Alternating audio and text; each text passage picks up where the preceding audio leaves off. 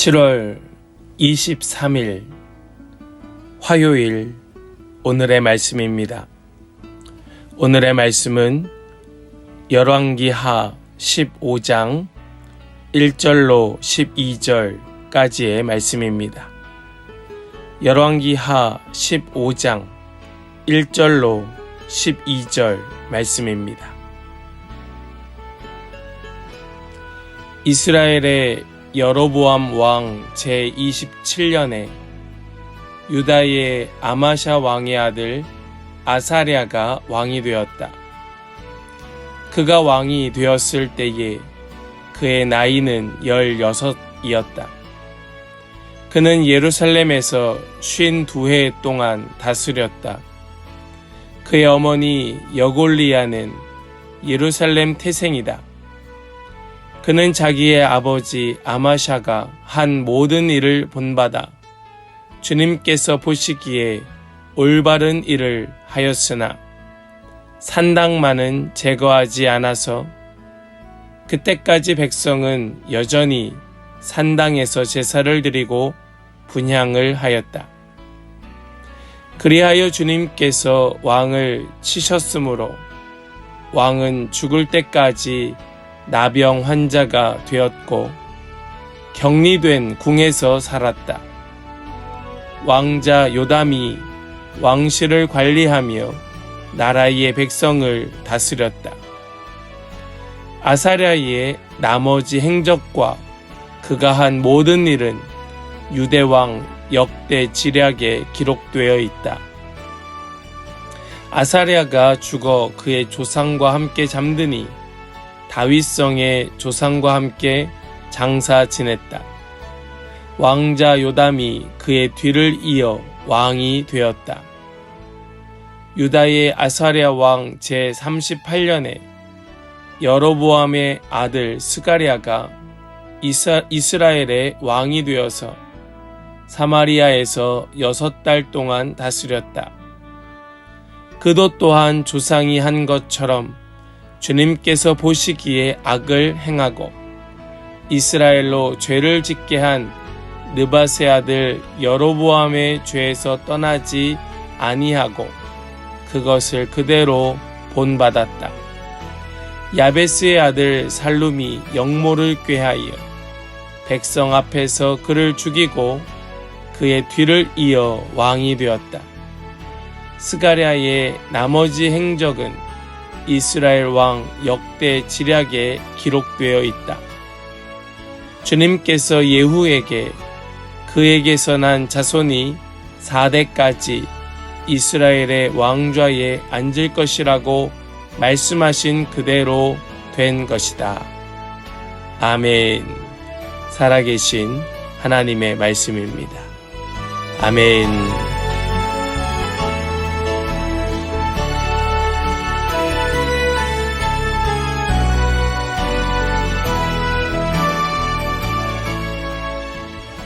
할렐루야.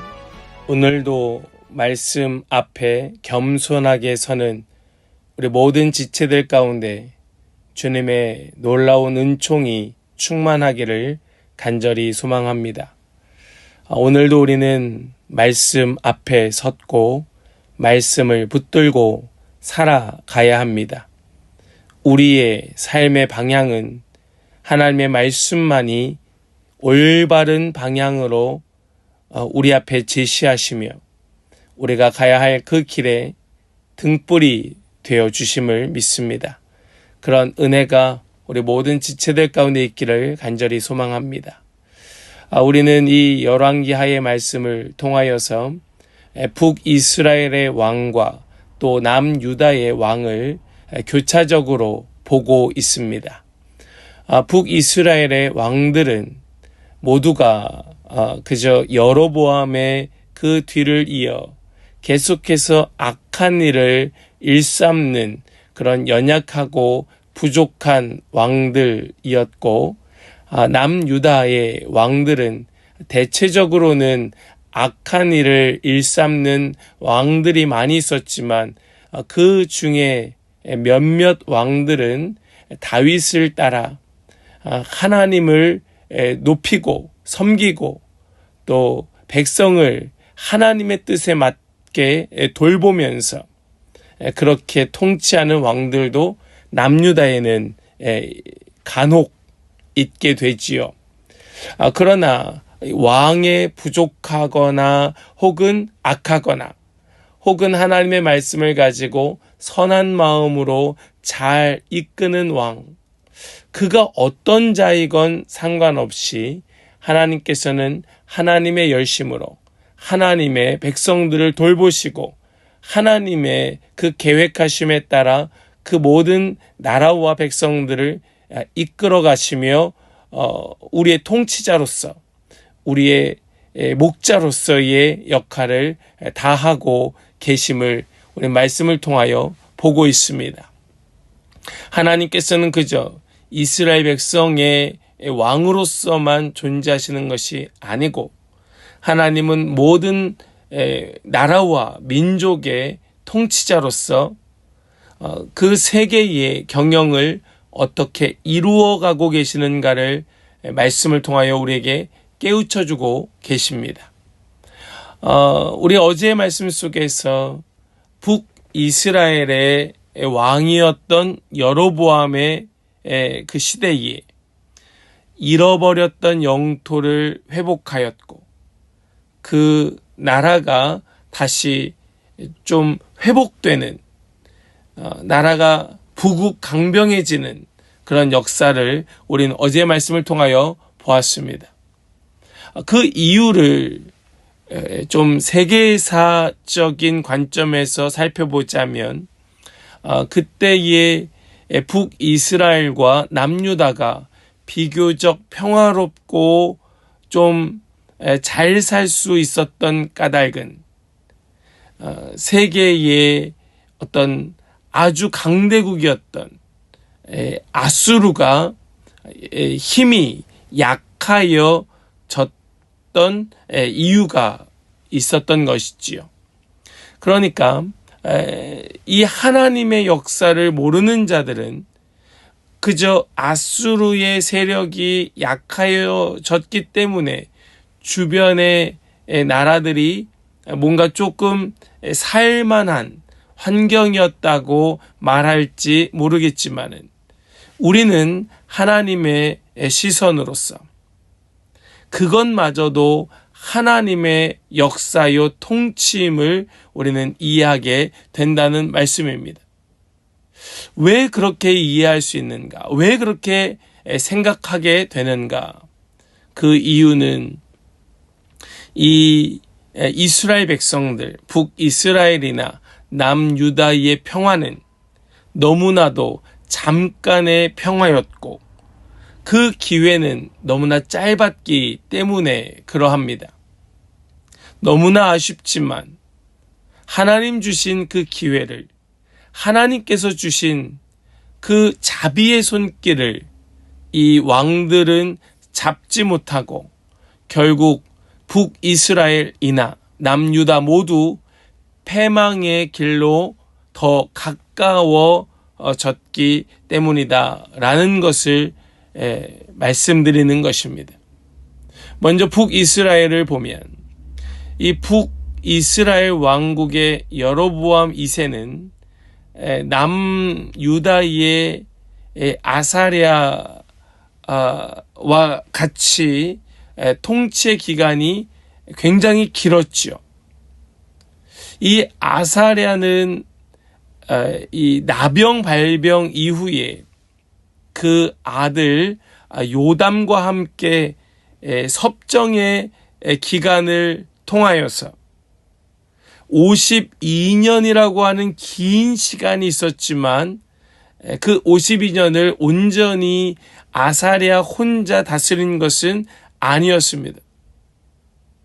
나라가 평화롭지 않았다면 아사랴는 이토록 오랫동안 그 왕좌에 있지 못하였을 것입니다. 그러나 비교적 시대가 평화로웠기 때문에 이 섭정을 통하여 이 아사랴는 그 긴 52년이라고 하는 긴 시간 동안 위에 있을 수 있었던 것이죠. 그의 아들 요담이 왕위에 오르기까지 이 아사랴는 산당을 없애지 못하고 한계를 뛰어넘지 못하는 하나님께서 주신 평화의 때임에도 불구하고 왕으로서 해야 될 역할들을 다하지 못한 것을 보여주고 있습니다. 나라의 번영만을 본다면 아사랴의 통치는 그의 아버지 아마샤보다 훨씬 나았다라고 볼 수 있을지도 모릅니다. 여로보암 2세 때에도 마찬가지이죠. 훨씬 그 아버지 때보다 더 나은 정치를 하고 더 나은 평화의 시기를 맞았다라고 말할 수 있을지 모르겠지만 하나님 보시기에 하나님의 말씀에 얼마나 순종하며 하나님의 뜻을 이루었는가라는 것을 볼 때에 그것은 너무나도 턱없이 부족한 그런 시기였다라는 말씀입니다. 그들이 이룩한 번영, 그들이 차지한 그 모든 물질적인 축복은 아무것도 아니었음을 너무나 쉽게 끝나버리고 마는 그런 한낱 들의 풀과 같은 들의 꽃과 같은 그런 번영이었다라는 것을 우리는 깨달아야 한다는 것입니다. 뿐만 아닙니다. 이 열왕기의 저자는 이 아사랴 시대에 유다가 누렸던 번영이 아니라 오히려 그가 하나님의 징벌에 의하여 나병 환자가 되었다는 사실에 주목하게 합니다. 역대기의 말씀에 의하면 그가 직접 성전에 들어가서 분향을 하려다가 하나님의 징계로 나병에 걸렸다는 말씀이 나옵니다. 역대하에 기록되어 있는 말씀인데요. 이 아사랴가 나병에 걸린 이유가 성전에 들어가서 자신에게 맡겨진 역할이 아닌 너무나도 교만한 영적인 교만한 태도로 그가 분향하려 하였다. 결국 무엇을 보여주고 있는 것인가 하면 그런 물질적인 번영이 결국 영적인 교만으로 그를 몰아넣게 되었고 결국 너무나도 치욕스럽게도 무너지고 마는 모습을 우리는 보고 있다는 것입니다. 우리는 이러한 번영을 보면서 너무나도 쉽게 영적인 교만함, 영적인 그런 무너져버리고 마는 이런 연약함을 보게 되는 것입니다.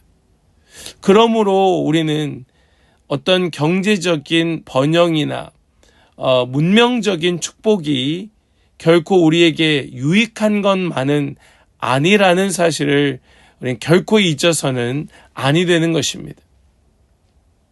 우리는 이 북이스라엘의 왕조를 보면서 북이스라엘의 왕조는 계속해서 그 왕조가 끊어지고 또 그 왕좌를 찬탈하고 이러한 역사를 반복해 보게 되는데 이 예후의 왕조 역시도 너무나도 짧은 그런 시간 속에 끊어져 버리고 마는 이제는 더 이상 예후의 왕조가 지속되지 않는 그런 오늘 본문의 말씀을 보면서 이것은 그저 갑자기 일어나는 것이 아니다.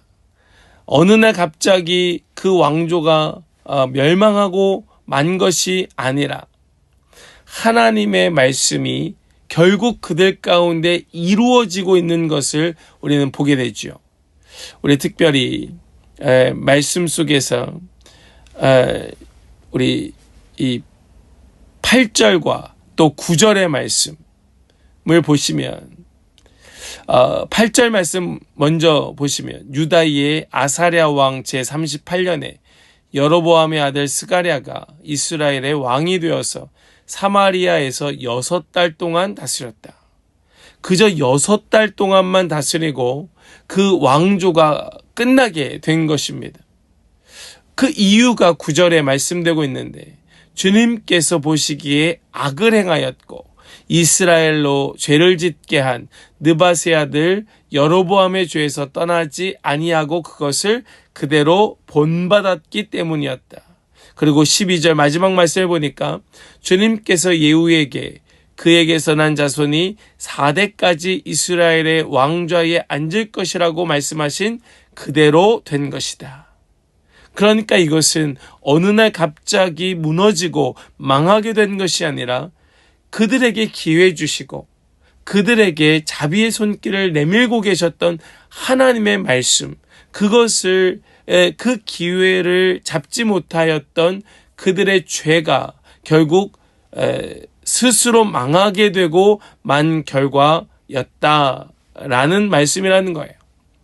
사랑하는 성도 여러분, 우리 오늘 말씀을 다시 한번 생각하면서 하나님께서 그들에게 주신 그 평화의 때, 번영의 때는 번영이 목적이 아닌 하나님 주신 기회를 붙들고 하나님께로 돌아오라고 하는 하나님의 사인이었다는 사실을 우리는 오늘 말씀을 통하여 우리는 깨닫게 되지요. 그러나 유다 왕 아사랴도 그 기회를 붙잡지 못하고 영적인 교만함으로 말미암아 나병 환자가 되어서 결국은 그는 갇혀서 자신의 인생의 말로를 비참하게 맞이하고 말았고, 이 북이스라엘의 왕도 결국 너무나도 어처구니 없게 스가랴가 왕이 되었지만 6달 만에 그는 반역에 의하여 영모로 죽고 말면서 하나님의 말씀처럼 예후의 왕조는 4대 만에 끝나게 되고 또다시 멸망으로 그들은 더 가까이 가고 말았다. 번영을 경험하였지만 이 번영을 주신 하나님의 마음을 그들은 알지 못하고 기회를 붙잡지 못한 까닭에 결국 이런 비참한 결과를 맞고 말았다. 우리 이 말씀을 기억하고 깨달으면서 오늘 우리에게 기회 주시는 하나님, 오늘 우리에게 자비의 손길을 내미시고 베푸시는 하나님을 우리가 꼭 잊지 말고 기억하면서 우리 지금 주신 기회에 붙들고 돌이켜 회개하고 하나님께로, 하나님의 뜻에 맞게 하나님 앞으로 나아가는 우리 모든 성도들 다 되시기를 주님의 이름으로 간절히 축복합니다. 아멘. 기도하겠습니다. 하나님 감사합니다. 오늘 우리 말씀을 통하여서 주님 앞에 마음을 두고 오늘 주신 기회 붙들고 주님께로 돌아오기를 소망하며 결단하는 모든 주님의 백성들에게 주님 한순간도 놓지 마시고 붙드시고 이끄시는 그런 복된 하루가 되게 하여 주시옵시고, 은혜 가지고 주님을 찬송하며 높이며 살아가는 그런 우리 모든 성도들 다 되게 하여 주시옵소서. 오늘 이 하루 주님께 온전히 의탁드리고 감사드리며 우리 주 예수 그리스도의 거룩하신 이름으로 기도하옵나이다. 아멘.